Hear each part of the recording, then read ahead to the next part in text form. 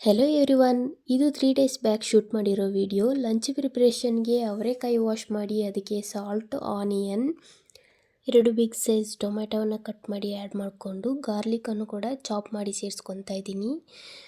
1 ಸ್ಪೂನಷ್ಟು chilli powder, half a spoon turmeric powder, coriander powder, cumin, 1 spoon fennel seeds, 2 tablespoon oil, tamarind ಪಲ್ಪನ್ನು add ಮಾಡಿಕೊಂಡು ಚೆನ್ನಾಗಿ mix ಮಾಡಿಕೊಂಡು ಇದನ್ನು ಒಂದು ಪ್ಯಾನ್ಗೆ ಸರ್ವ್ ಮಾಡಿಕೊಂಡು ಸ್ಟವ್ ಆನ್ ಮಾಡ್ಕೊತಾ ಇದ್ದೀನಿ. ಚೆನ್ನಾಗಿ ಮಿಕ್ಸ್ ಮಾಡಿದ ಮೇಲೆ ಲಿಡ್ಡನ್ನು ಕ್ಲೋಸ್ ಮಾಡಿ ಬೇಯೋಕೆ ಇಟ್ಕೊತಾ ಇದ್ದೀನಿ.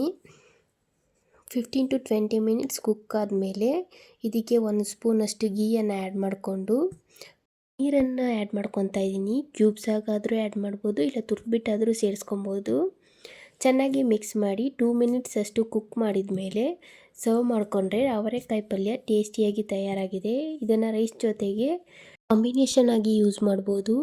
ನೆಕ್ಸ್ಟ್ ತಂಬಿಟ್ಟು ರೆಸಿಪಿಯನ್ನು ಕೂಡ ಆ್ಯಡ್ ಮಾಡಿದ್ದೀನಿ. ತೊಳೆದು ಒಣಗಿಟ್ಟಿರೋ ರೈಸನ್ನು ರೋಸ್ಟ್ ಮಾಡಿ ಸೈಡಿಗೆ ಎತ್ತಿಟ್ಕೊಂಡು ಅದೇ ಪ್ಯಾನ್ಗೆ ಶೇಂಗಾ ಬೀಜ, ಹುರುಗಡ್ಲೆ, ಎಳ್ಳನ್ನು ಸೇರಿಸ್ಕೊಂಡು ರೋಸ್ಟ್ ಮಾಡ್ಕೊತಾ ಇದ್ದೀನಿ. ರೋಸ್ಟ್ ಮಾಡಿರೋ ಎಳ್ಳು ಶೇಂಗಾ ಬೀಜವನ್ನು ಸ್ವಲ್ಪ ಪ್ರಮಾಣದಲ್ಲಿ ರೈಸ್ ಜೊತೆಗೆ ಆ್ಯಡ್ ಮಾಡ್ಕೊತಾ ಇದ್ದೀನಿ. ಇನ್ನೂ ಸ್ವಲ್ಪವನ್ನು ಸೈಡಲ್ಲಿ ಎತ್ತಿಟ್ಕೊತಾ ಇದ್ದೀನಿ.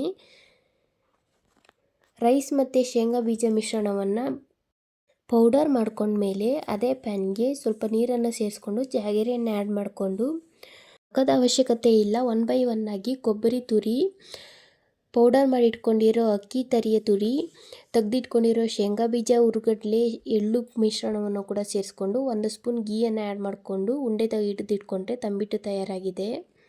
ಸೇಮ್ ಡೇ ಈವ್ನಿಂಗ್ ಸಮ್ ರೀಸನ್ಸಿಂದ ಟ್ರಾವೆಲ್ ಮಾಡಬೇಕಾಗಿರೋ ಅವಶ್ಯಕತೆ ಬಂತು.